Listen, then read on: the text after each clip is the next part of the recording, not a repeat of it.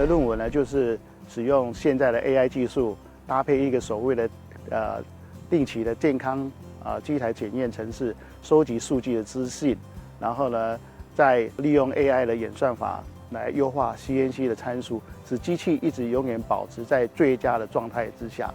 本篇论文在说明加工指标的预测以及加工参数的最佳化。那我会应用 AI 模型来及早预知加工的结果。加工参数的最佳化，往往业界都会有多目标的要求。那我这边是使用限制条件的方式来达到业界的需求。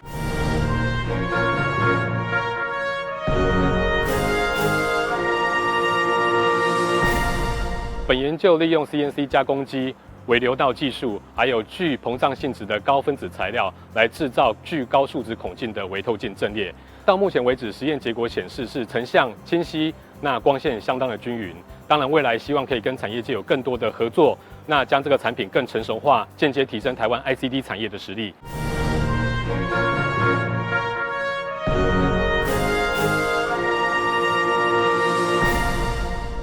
我们利用了一个自由度为2的机构，将这个机构与现有的小型风力发电机整合在一起。这个整合之后的新型风力发电机，它可以同时具有水平轴与垂直轴2种风力发电设备的特性。相较于传统的风力发电设备，它可以多截取将近了1倍的能量。本人这次研究的最大突破点在于制作出风能装置的图形机，在图片的绘制，还有 CAE 的分析，还有 CAM 的制造，出来的图形机可以供我们测试出实际的数据，来证明它比一般风能装置还要更好。